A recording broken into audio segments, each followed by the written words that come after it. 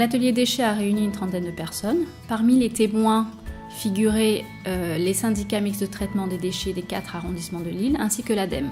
Ils nous ont présenté en fait le schéma de gestion actuel du traitement des déchets qui montre en fait les différentes étapes à respecter dans le traitement de ces déchets. Les enjeux à La Réunion, on part du constat qu'aujourd'hui, la plupart des déchets, les ordures ménagères en particulier, sont mises en décharge. Aujourd'hui, l'objectif serait de valoriser ces déchets avant de les mettre en décharge, de diminuer leur taux de mise en décharge. Ça nécessite de mettre en place des filières, certaines existent déjà, d'autres nécessitent d'être mises en place ou optimisées. Typiquement les ordures ménagères, avant de mise en décharge, on pourrait penser à de la valorisation matière, la valorisation énergie. Et une fois que ces déchets ont été valorisés, on peut en mettre le résidu, ce qu'on appelle déchet ultime, on peut le mettre en décharge. Ça, c'est un premier constat sur la grosse masse de déchets. Après, un autre exemple sur les déchets verts, qui sont une grosse problématique à La Réunion. Pour ce qui est de la partie nord et est de La Réunion, on a un objectif d'une part de se doter de capacités de traitement, de sortir des installations de traitement, plateformes de broyage, plateformes de compostage de déchets verts, qui existent pour partie, pas de taille suffisante pour traiter le gisement global, ou pas encore aux normes suffisamment par rapport à la réglementation environnementale française. Un autre enjeu, c'est la participation active de chaque citoyen au tri pour optimiser le recyclage, et avant cela, à participer à la réduction des déchets. Un déchet qui n'existe pas, c'est le meilleur déchet. Donc ça implique qu'aujourd'hui, il y ait une sensibilisation, une prise de conscience, une sensibilisation des pouvoirs publics, puisque c'est leur rôle, vers les citoyens. Et ce volet-là des déchets doit également s'accélérer. Il existe déjà, il faut l'optimiser, il faut le poursuivre, et il faut le poursuivre dans le temps pour que les différentes tranches d'âge des Réunionnais puissent comprendre et participer à ce geste commun. C'est ensemble qu'on y arrivera. Le groupe a abordé différentes thématiques qui posent problème et qui demandent en tout cas qu'on y apporte des solutions. Donc, au-delà de l'enfouissement et de l'enjeu foncier, il y a toute la question autour d'un incinérateur vis-à-vis de l'outil multifilière qui, lui, a en plus cette notion de valorisation énergétique que n'a pas l'incinérateur, par exemple. La question du gaspillage alimentaire a été abordée. Le concept de deuxième vie, c'est-à-dire la différence en fait entre ce qu'on appelle le réemploi et le recyclage. Et ce qui nous a conduit aussi à réfléchir à tout ce qui tourne autour de l'économie de survie à La Réunion, avec cette population qui vit justement autour, qui survit et qui peut subvenir à ses besoins grâce au traitement de déchets. Il y a également la notion d'écologie qui permet de réfléchir à la place que l'homme a dans son environnement, mais également la coordination entre le public et le privé, entre des syndicats publics et des prestataires privés dans le traitement de ces déchets, mais également la notion de répression et de sanction pour pouvoir répondre en fait à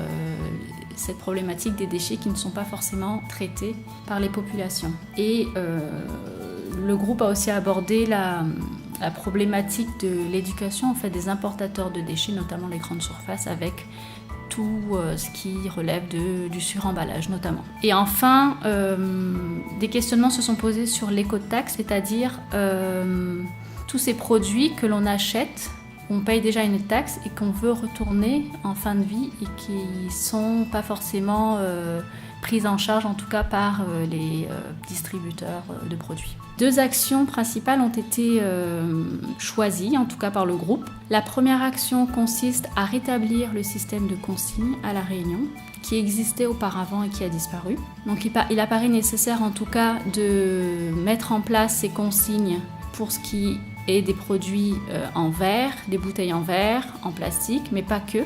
Il faut pouvoir réfléchir à d'autres produits, notamment des batteries, etc., pour en fait éviter tout ce gaspillage de déchets. Et il y a tout un travail, en fait, des leviers à actionner au niveau des distributeurs, avec notamment la nécessité de travailler avec par exemple avec des grandes surfaces, avec la possibilité, par exemple, de proposer des bons de réduction pour ceux qui ramènent leurs produits en consigne. Et il faut se poser la question de la sanction. qu'elle soit positive ou négative, c'est-à-dire qu'une personne qui respecte le système de consigne pourrait être récompensée et une personne qui ne la respecte pas serait du coup sanctionnée. Ça, c'était pour la première action. La deuxième action était relevée en fait de la nécessité de systématiser la visite sur site des centres d'enfouissement et de traitement des déchets, avec pour objectif en fait de rendre concret cette notion de traitement des déchets et pour que les populations, aussi bien le grand public que le scolaire, puissent en fait visualiser et comprendre en fait en quoi consiste cet enjeu et être d'autant plus sensibilisés. Le CCE Mayotte s'est intéressé particulièrement sur la thématique déchets parce que c'est vraiment une problématique à Mayotte. Nous avons un syndicat intercommunal qui s'occupe des déchets mais qui n'a pas suffisamment de moyens pour faire face à cette problématique-là. Donc nous sommes venus aussi ici pour voir aussi les Réunionnais comment ils se sont organisés et on voit que les mêmes problématiques qui s'opposent à la Réunion se posent aussi à Mayotte. L'avantage qu'on a à Mayotte, c'est qu'on est très sensibilisé par rapport à cette problématique-là et que les collectivités se mobilisent pour pouvoir justement répondre aux attentes de la population. Mais là, on va travailler beaucoup avec les associations pour qu'ils puissent relayer l'information auprès de la population, sensibiliser la population pour justement essayer de réduire, je dirais, les impacts des déchets sur notre territoire. L'éducation à l'environnement, ça doit commencer par les jeunes. Les acteurs, les animateurs ont besoin d'être formés pour bien sensibiliser la population. Donc, je dirais, les associations se sont vraiment mobilisées pour relayer l'information. Donc, si on veut vraiment régler le problème, ce n'est pas avec les vieux, certainement les parents sont là, mais assez souvent, ce sont les jeunes qui disent à leurs parents ne pas faire ceci ou ne pas faire parce qu'ils sont déjà sensibilisés. Donc, pour nous, il faut passer par l'éducation nationale, là on peut toucher le maximum de public, et aussi par les associations donc, qui œuvrent dans le domaine de l'environnement.